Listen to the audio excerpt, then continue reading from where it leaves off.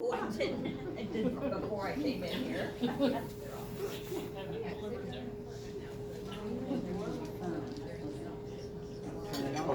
yeah. For Allie and Bailey. Anyway,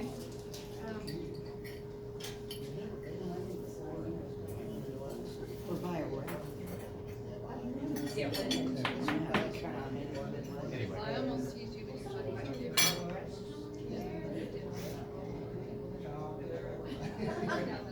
Well, exactly, that's exactly. I'm the old person now. There's something. I can't tell you, I was I have some meeting next door to me to see. Well, it's kind of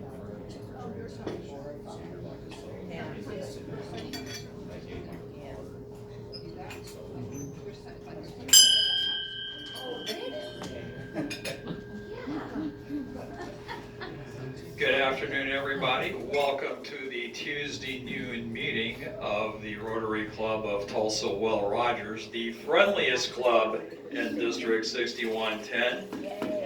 Hey, would all please stand as you're able for the pledge and remain standing afterwards for a moment of silence and deference to Dick Tubner, please.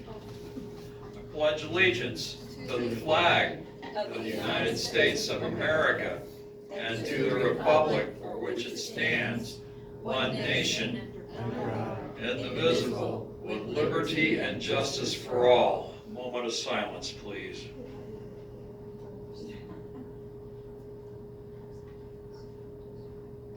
Thank you. Please be seated.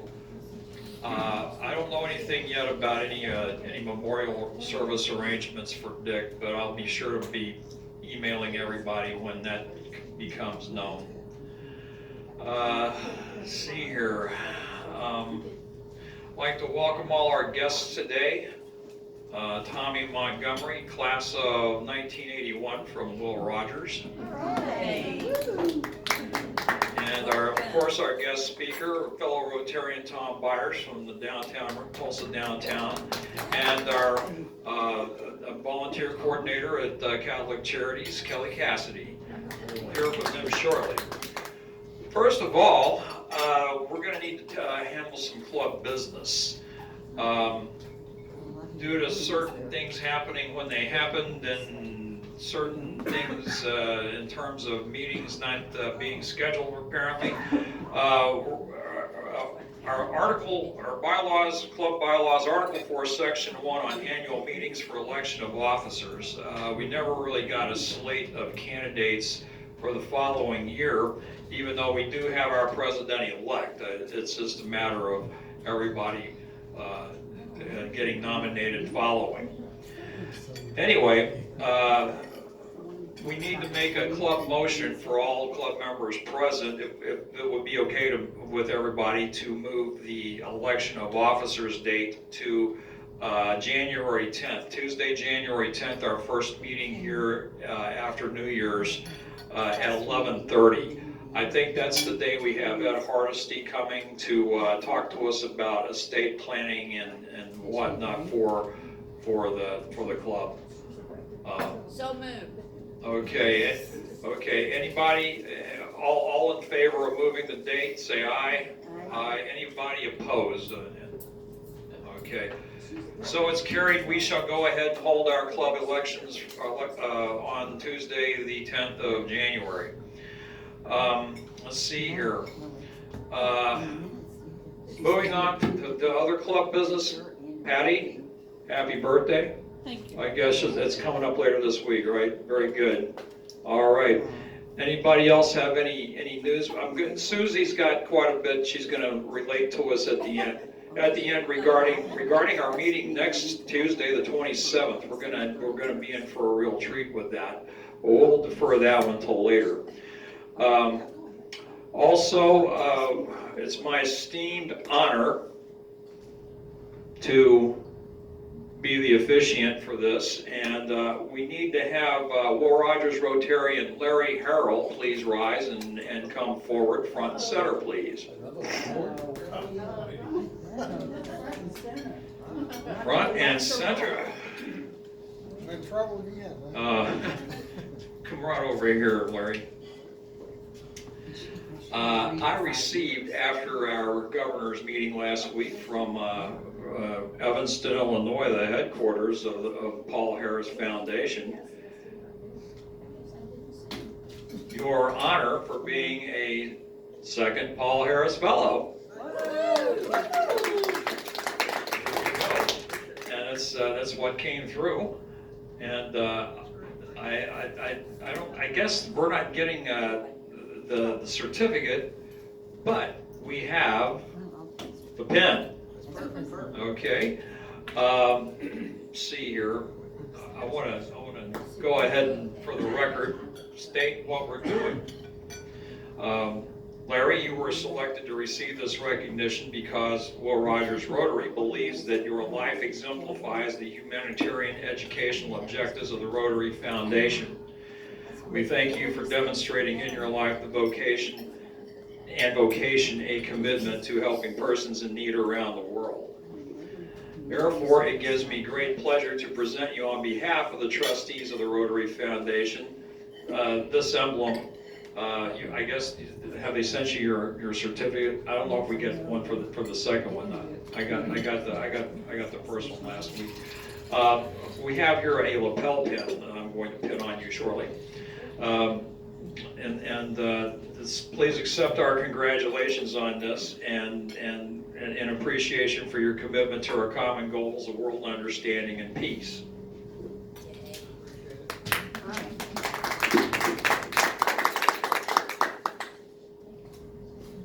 I would like to say this while he's getting this ready, is that I really appreciate the club's encouragement through my last little health scare that I went through, a quadruple bypass about 8 weeks ago. And I'm doing just fine. It just came as a complete surprise, but I really enjoyed receiving the card from the club and all the good thoughts that the people sent my way. So thanks very much. You look great, Larry. I know. Just say it.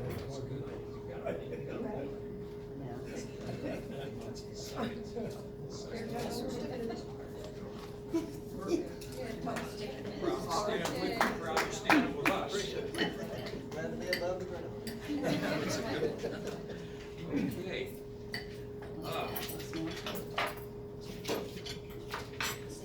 Please keep the Gilberts, Tom and Karsten Villanueva in our thoughts and prayers. Tom's mom is not doing well.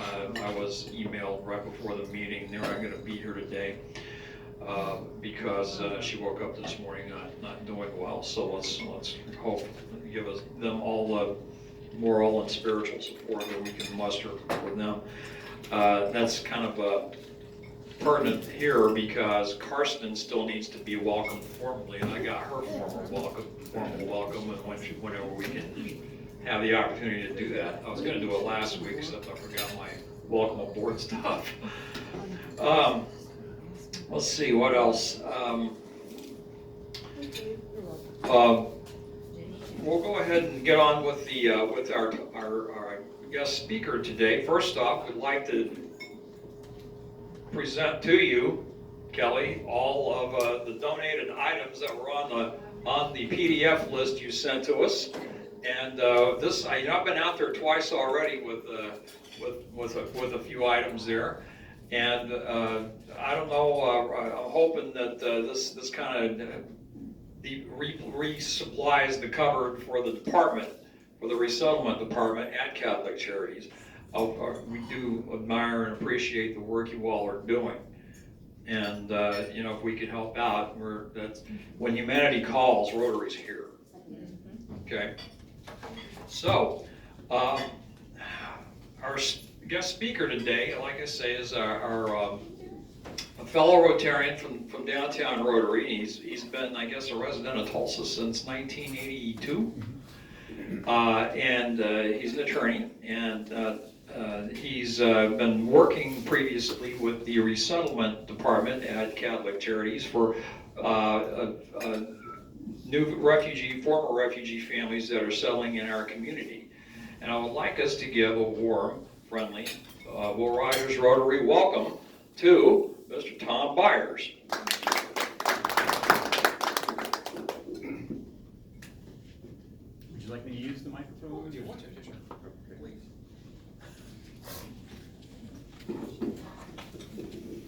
somehow forgot, I didn't realize I forgot to bring my computer to do your thing. No worries, no worries.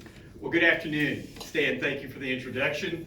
Stan said my name is Tom Byers, and it's a privilege for me to be here today to represent Catholic Charities of Eastern Oklahoma and to tell you just a little bit about our efforts in helping to resettle Afghan refugees here in our community.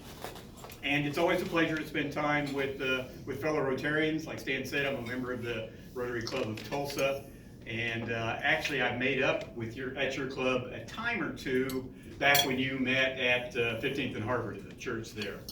And by the way, I'm glad you guys meet on Tuesday and not on Friday, at least this week. A little warmer right now. Also here today, as Stan mentioned, is Kelly Cassidy, who is the Director of Volunteer Engagement for Catholic Charities. And we are very grateful for the donations and the generosity that you have showed with the items that you've brought. I'd like to talk just very briefly about how I got involved with Catholic Charities and more specifically with the Afghan Resettlement Program. When I decided to stop working in August of 2020, and I had gone through a period where I was watching too many movies and I was taking way too many naps, and frankly my brain I think was beginning to atrophy a little bit, I started thinking about what am I really passionate about in the city of Tulsa and where should I consider volunteering. And right at the very top of the list was Catholic Charities. So one day, I thought I'll just get in the car. I drove out to Catholic Charities main campus on North Harvard. I walked up to the front desk and I said, I'm here to volunteer. And Barbara, a lovely individual that works with Kelly, came out, took me to her office, showed me the opportunities that were available, and about a week later, I started working at the front desk. That seemed like a good place. I could meet people, I could see what went on at Catholic Charities. It just kind of felt like the nerve center of the organization. And after about a week of working at the front desk, Kelly approached me and said that she had an opportunity that she thought maybe suited my experiences a little better. And so at that point, I joined the Afghan Resettlement Program as the main contact for all of the organizations and individuals who were making donations of clothing and toys and furniture, et cetera, et cetera. And that gave me a first-hand look at the generosity of people in our community. People who would call me up and say, I've got an extra sofa or I've got an extra bed we're not using that we'd like to donate. Or we'd hear from someone who'd say, I'm sorry, I don't have furniture, but I'd like to make a cash contribution. The generosity that we saw was truly, truly overwhelming. And then after about a month of working in that donor relations capacity, our CEO, Deacon Kevin Sartorius, approached me and offered me a job, a temporary full-time job, helping to manage the Afghan Resettlement Program. And I was in that role from September of 2021 until May of this last year. So if we think back to August 15th of 2021, that was the date that the city of Kabul, Afghanistan fell to the Taliban. You'll remember that happened very, very quickly. And so as a result of that, approximately 75,000 Afghans were placed on planes, very hurriedly, and flown to military bases in the United States. They were known as safe havens. Catholic Charities of Eastern Oklahoma was approached by Catholic Charities of Oklahoma City asking us to partner with them in helping to resettle these Afghan individuals. The state of Oklahoma had been asked to take 1,800 individuals. Eventually, 851 of those were settled here in Eastern Oklahoma, 801 by Catholic Charities, and 50 of them by one of the local Jewish synagogues. And then in addition, Oklahoma City Catholic Charities settled an additional 1,000 individuals. And just as an aside, Oklahoma took more Afghans than any state in the country, with the exception of California and Texas. And if you look at it on a per capita basis, we actually took more individuals than any state in the entire union. And I think that's proud, you know, we should be proud of Oklahoma stepping up and taking that kind of involvement. So by the time these individuals got to the Tulsa airport, they had been in temporary base housing for months, weeks if not months. And their flights to Tulsa took them through places like DFW or Hartsfield Airport in Atlanta. Now, you know, those are difficult for us to navigate when you're trying to make a connection, but imagine trying to find your connecting flight when you don't read the signs, you're by yourself, you can't even ask anybody for help. And so it was no doubt a struggle for the folks to get here, but they did. When they arrived at the Tulsa airport, they were tired, they were probably a little overwhelmed, and they were probably pretty scared, quite frankly, because all of a sudden, this is their world. And so to ease that transition, what we did was we met them at the gate. Help with the visual. We met them at the gate with a translator, and we had a group of volunteers that were wearing these t-shirts. Says welcome in their native language. You may know that the majority of Afghans speak one of two languages, and I can't tell you which is which, to be honest.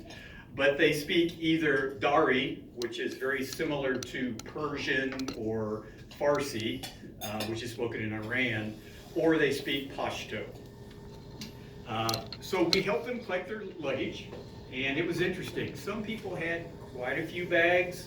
Some people came off the plane literally carrying a bag in their hand, and that was all they came to this country with. So we would take them down to one of two locations, either the downtown Doubletree Hotel or the Hyatt Place Hotel out near 71st and Yale.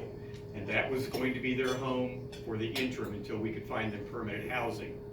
Upon arrival, they would get a hot, culturally appropriate meal, and they would also get an orientation of their hotel room. Now, and that would take up to 2 hours sometimes, because understand, some of these individuals were rather sophisticated. We had engineers, we had people that had worked at the United States Embassy in Kabul for years.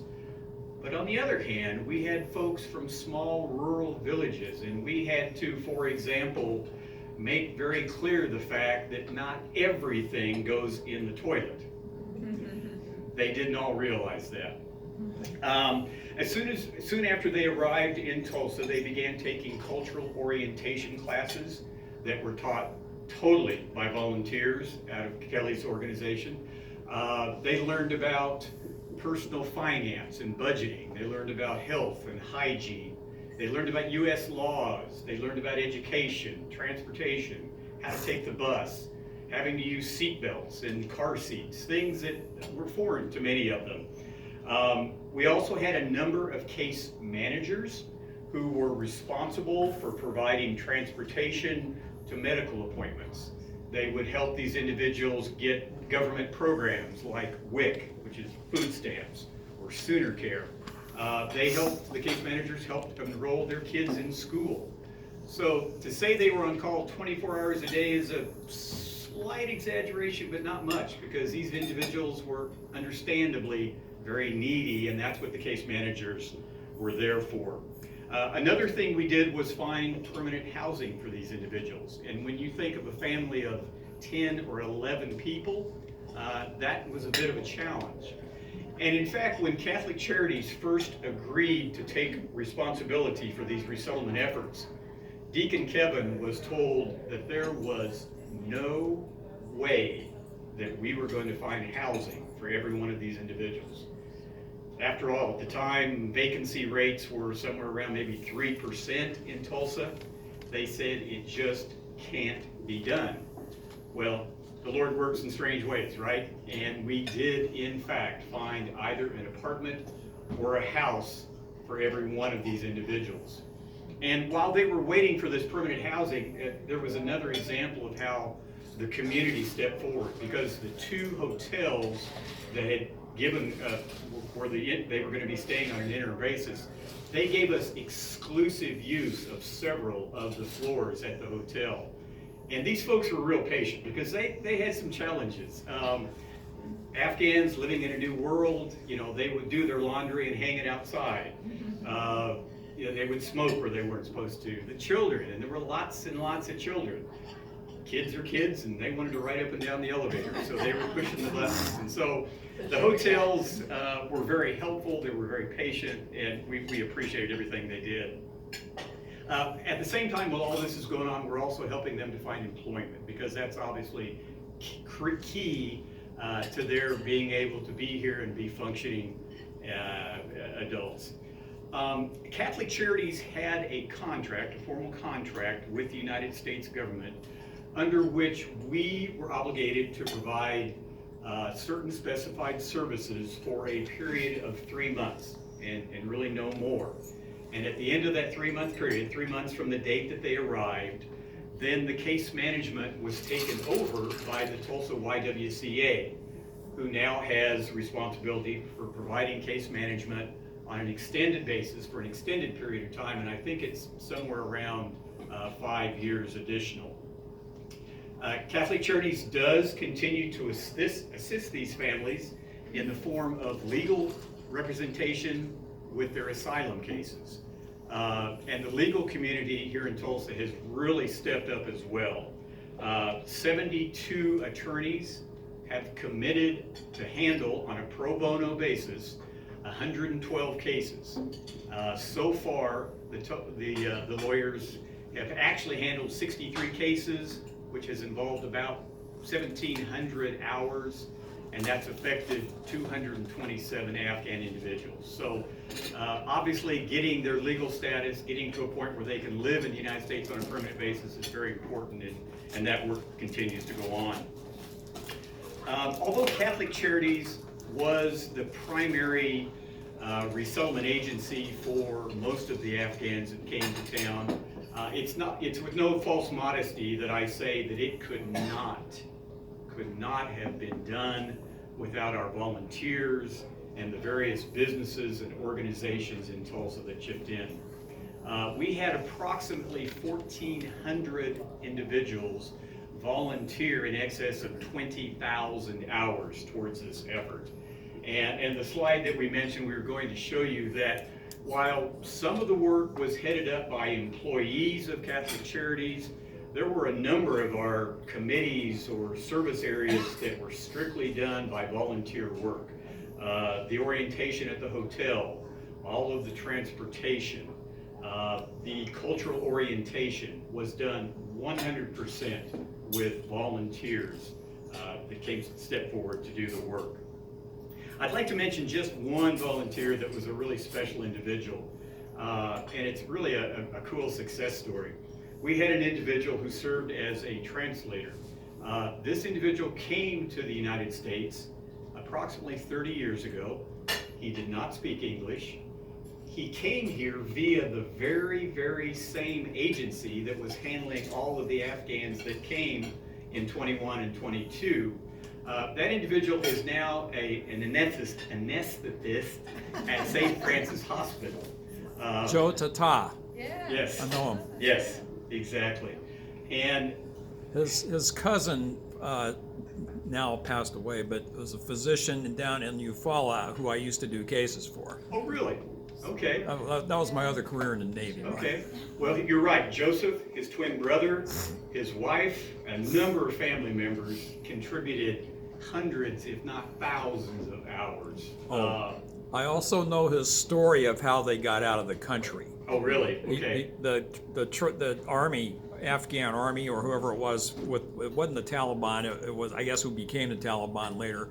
But this was during the Soviet occupation. Okay. The army that was in, I guess, under control of the Soviet forces shows up to the school with a truck for the boys. He didn't go to school that day, Wow. and they just packed one suit and got in the car and left. Oh, man. Yeah. So for people to see someone come like that, not unlike what they went through, and to be here and to be successful in Tulsa, I think was hopefully motivating for those individuals. But and Joseph's a Jayhawk, by the way. I'm sorry, I just had to throw that in there. He is. A fellow Jayhawk. So not only did the volunteers play an integral role, but to see the various organizations that came together in Tulsa. Christian churches of many different faiths. And at the risk of offending anyone by not naming everyone, I will mention that First Presbyterian, First United Methodist, First Baptist, South Tulsa Baptist, St. Mary's, Christ the King, all contributed in a number of ways. In addition to the Jewish community, the Muslim community through the Islamic Society of Tulsa, Tulsa Public Schools, and just many, many other organizations and businesses that simply wanted to be a part of the resettlement effort. The resettlement efforts gave, I think, all of us, an opportunity to get to know a culture and a religion that we may not have known that much about. And while there were certainly many, many differences between us, we also discovered that there were a lot of things where we're similar. Because, good people are good people. And these people are some of the most hospitable, kindest people that you could hope to meet. And I'd like to share with you just two experiences that I had. I had the privilege of being present for the first arrival that came into Tulsa. And when I went down to the DoubleTree Hotel where this individual was going to be staying, one of the volunteers there handed me a small toiletries kit and asked me to give it to this first gentleman that had come in. And it was just a few small items. And so I handed it to him, and he looked me in the eye and said, "Thank you, brother." And I guess maybe he had to be there, but it was a pretty powerful moment. I mean, for someone that I didn't know, it was a powerful moment. And the other one, I needed to deliver a cell phone to a family. And I thought I was just going to go to the house, I was going to give the person the cell phone, and I'd leave. No. Oh, no. They invited me in. The woman who lived there invited me in. Sat down on the couch. Her 4 children surrounded me, were sitting next to me on the sofa. And she proceeded to bring out a tray with fruit and bread and nuts and an energy drink about this big. I've never had an energy drink in my life. I never had any desire to have an energy drink. But this woman's hospitality was so humbling that I couldn't be rude, and so I drank part of it and I took the rest with me. But a lot of other volunteers expressed similar experiences. Normally they were invited in for tea, not necessarily energy drinks. But again, the hospitality, you got invited into their home, you sat down, you drank tea, you stayed there and chatted. And the woman that I met, that I took the phone to, she didn't speak a word of English, and I speak Nodari or Pashto, but somehow we managed to get by. And it was a wonderful experience. Some of the cultural differences can be a bit challenging, especially the relationships between men and women. For example, an Afghan man would shake hands with me, but he most likely would not shake hands with an American woman. Conversely, I could shake hands with an Afghan man, I could touch him, no problem, but it would not be at all appropriate for me to touch an Afghan woman in any way, shape, or form. And that can be a little challenging. I'm a bit of a hugger, and so I developed a wonderful friendship with one Afghan woman. But you just have to put your hand on your chest and say "Salam alaikum," which means peace upon you. And that's basically how Muslims greet each other. It's a way of saying hello together. So it's a wonderful, respectful gesture, and it's kind of one of the first things that we learned as we got into this process. Well, again, I would like to thank you on behalf of Kelly and myself for your hospitality, for the wonderful lunch, for allowing us the privilege to come here and to be with you today. I wish you all a very, very Merry Christmas and Salam alaikum. If anyone has any questions, Kelly and I would be glad to try to answer them. I have 2. Yes, ma'am. In hindsight, would you have had an ambassador be at Atlanta or DFW or Chicago to kind of You know, we raised that with the U.S. Catholic of, U.S. Council of Catholic Bishops was the organization, kind of the overseeing organization over the Catholic Charities events. And we raised that with them, and they thought that was a good idea. I think it would have been a good idea.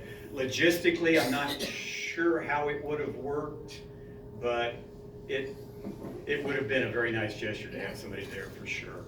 And Yeah. then my other question is, are any of the refugees seeking citizenship? Or are they hopeful to go back? No, I think a majority of them intend to stay, and we're gonna get into an area that I can't talk real intelligently about, but there's a special immigrant visa, an SIV, that some of them have the ability to get, and then the others are seeking asylum through a process. In fact, we go to Fort Smith, Arkansas for the hearings, and we've had an attorney attend with them for every one of the hearings. We tried to get him to open an office in Tulsa through one of the senator's offices, and we didn't have any success, but at least we didn't have to fly to Houston or somewhere like that. So they are attempting to get their status here, yes. On that second question, a lot of them told us if they went back, they would be killed. So that was a very sobering, when you hear that from someone, almost matter-of-factly, it was like they're not going back. Some of them actually, kind of like Joseph's story, they were told like no notice, and they literally went straight to the airport. So it was very distressing and I'm sure scary. And there were a lot of individuals who told stories about sisters being killed, and I mean, a lot of people had lost family members before coming over here. So, Larry? What employment opportunities did you find for them, and how are they adapting to that locally and so on? Do you want to talk Yeah, about it? I can talk a little bit about that. We actually have an employee who started out as a volunteer. His role now is employment specialist for the Afghans. And he has worked with partnerships with Bama Pie, with Walmart, Aeon. And some of them, and there's others as well, and some of them actually provided transportation. That's one of the biggest challenges is for them to work. They have to either take the bus or find a ride. And so some of these businesses actually have stepped up and volunteered to pick up the new employees and actually help at work as well with translation. So, yeah, so they've been, and he's still, Brian is still hard at work trying to find, employment for all of whoever is capable of working. Yeah, yes. The second question was, you shared with me that you're expecting perhaps more to come in, and you feel like that your track record of helped you ease this a little better the second go around, or? Yeah, I mentioned to Larry that we're expecting, over the next 12 months, we are expecting about 150 additional immigrants. We have gotten now our status to allow us to handle the refugees here directly. I'm not sure what it's called either, but before it kind of worked through Oklahoma City, now we'll be handling them here. And I was joking with Larry, I said, 100 or 150 in 12 months, we can do that in our sleep after you do 800 in 1 or 2 months, So I don't know where they're all from. I don't believe they will be Afghans. I don't think they're going to be Ukrainians, because those folks are being handled sort of differently. I'm told that with Ukrainians, they have to have a sponsor, someone that will step up and say, I have a place for them to live, I will take care of them financially for the next whatever period of time. But we've in the past had Burmese, Cameroon, Vietnamese. We had, oh gosh, this is an area I'm not very strong in, so. But I think it'll be from a variety of countries. I did want to say, just real quick, on the donations. First of all, when we took on this Afghan resettlement, we did not have a resettlement program. We had one, and then we merged with Oklahoma City. And then when the Afghan resettlement hit, we, like Tom said, partnered. We now have a new refugee resettlement program starting up, and you're timing here is perfect with the donations, because we're gonna be taking these right back to this new resettlement program that we're starting up. So when you asked me this week, I'm like, yeah, had no idea that we were gonna be forming a new program, starting this resettlement, almost from scratch. And so your donations are so, we're so thankful for those. And just the timing couldn't have been better. Yes. So do you get requests for sponsorships for the Ukrainians? Or is that they don't even, I just figured they would maybe be coming in and. I think what they look for is a family tie. And if there's a family member here, then the paperwork gets started. If not, they go to wherever the family tie would be. That's Oh, okay. that's how Joe came. Yeah, through a family tie. Sammy Yar, his cousin, was a physician practicing in Eufaula, and that's how he got his foot in the door so quickly. Well, I know a lot of our Burmese families came through this way, same way, yeah. I know that Food on the Move was very instrumental in getting appropriate meals, which I think would have been really a challenge. But they were housed in our offices for a while, and they were scrambling to try to get all the right spices and.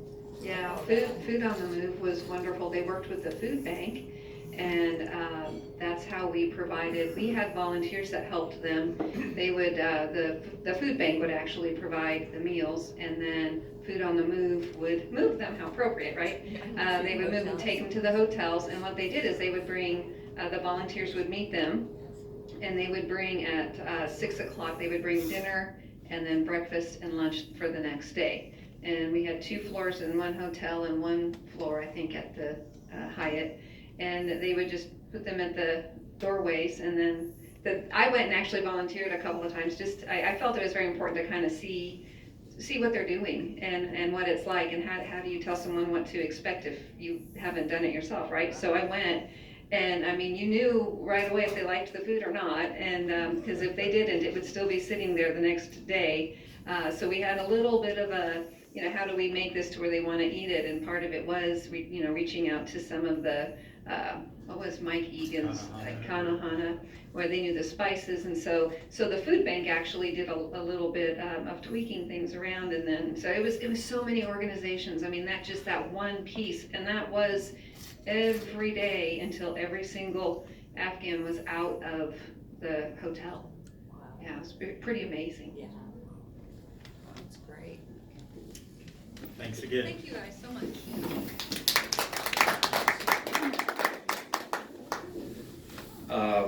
On the subject of refugees still, remember my story a few weeks ago that I stood up here and delivered? That was with actually the first group of boat people that my ship recovered on our way to the Philippines from Thailand. We encountered another one, and things didn't go quite so smoothly this time because of suboptimal weather. And 3 people went in the water and 2 drowned, but 1 was rescued. And the one that was rescued is currently residing in Philadelphia and is quite gracious and grateful to our former skipper, who she's also reached out to me. I'm trying to get her reconnected with the Navy SEAL that saved her life. And I just sent out a letter yesterday to her with his phone number on it. He lives in Ohio. He's a Facebook friend.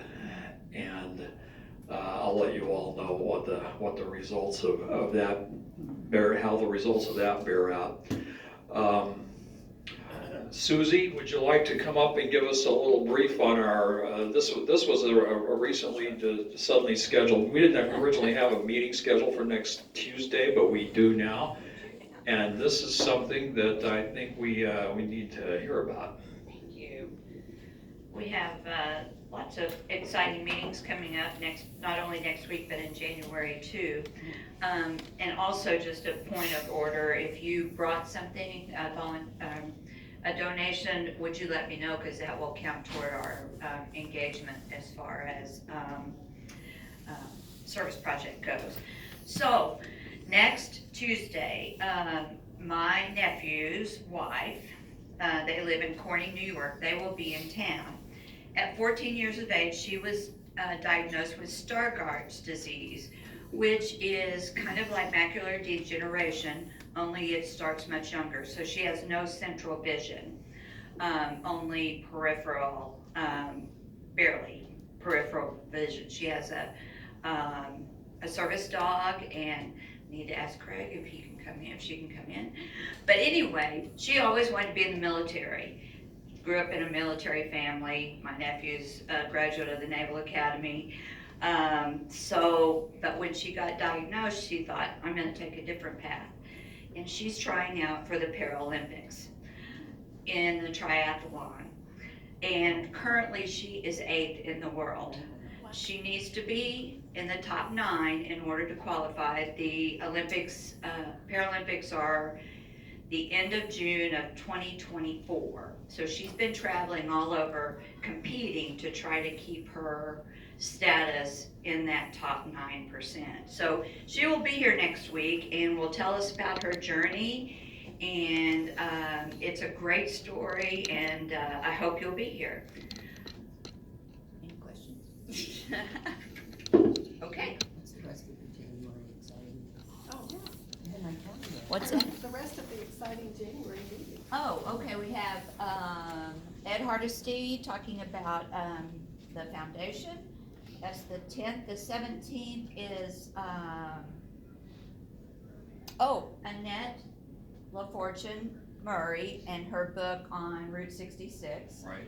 The And 24th is. Then we have our state senator, state Joanna Dawson. Joanna Dawson And I think John Waldron John may Waldron. be joining her with that one. And then on the 31st, we have, the mayor, Gigi Bynum. Oh, great. So yeah, we've got quite a slate of speakers Yeah, coming in. and it's all on the website. Yes, Sergeant at Arms, would you like to do the drawing? We're gonna have our guests draw a ticket out of there to see if somebody gets a free lunch.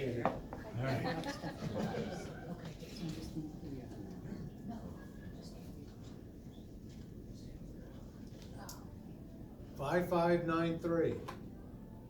Not me. That was after me. Wow. It's probably Peter. For me. Did you buy any? Oh. Is it you? Is it was after me? It's Dan, you drew your own name. Oh. That happened last week. No, me. Mine was 8-6. Yeah, consistency. Might find my ticket. It's okay, Dan, we have all day. We trust you. No one else claims it. It has to be you. Yeah. It has to be. Peter? It is. All right, very good. Okay. Very good. Wonderful. That's all. Okay, let's go ahead and pay it forward. Give this to Kim to deposit. She's our Madam Treasurer. Thank you. Appreciate it. Okay. See, is there anything else that I'm forgetting about today? Because if I don't write it down, I will forget. Anything? Yes? I would love a picture, if possible, of everyone with the donations, if it's okay to do that. Absolutely. We'll do that after we adjourn. Great. Okay? Now, will all please rise for the recitation of the four-way test. The four-way test of things we think, say, or do. Is it the truth? Is it fair to all concerned? Will it build goodwill and better friendships? Will it be beneficial to all concerned? Rotarians, until next time, let's have a good one. Merry Christmas.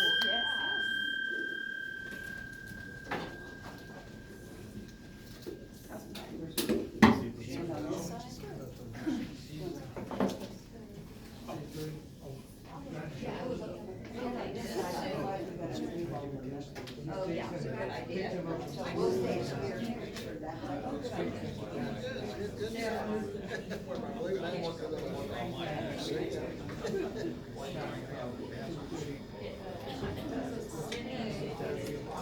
way. Yeah, I'd love to. I know we're gonna taking the donations.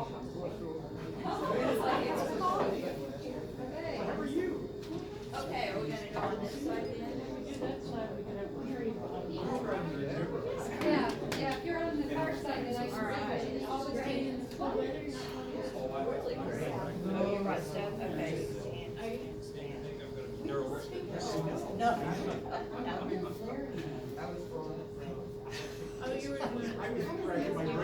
know, it's really great. No, that's okay, Tommy. No, but she's gonna- That's okay, that's okay. We'll get everybody there. Well, you need to be in it. Oh, I'm on the wrong side of the table. Okay. Let's start. Come on, Dan, come on, Peter. You don't wanna be in the picture? Come on, come on, you don't wanna be in the picture? You can take pictures.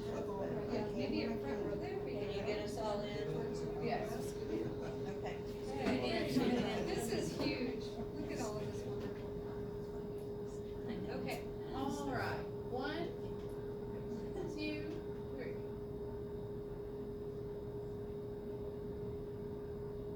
I got a few in there.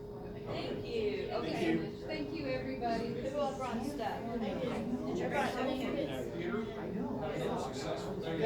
Another successful day doing what I do, and you know what I do, right? Yeah, I know. Was out and broke it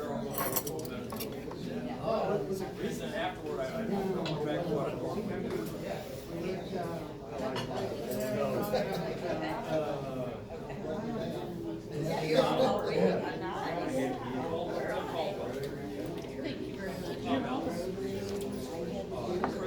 Chris, he was out there, he's kind of like our MC. I know it. Larry, did you bring some stuff? Okay.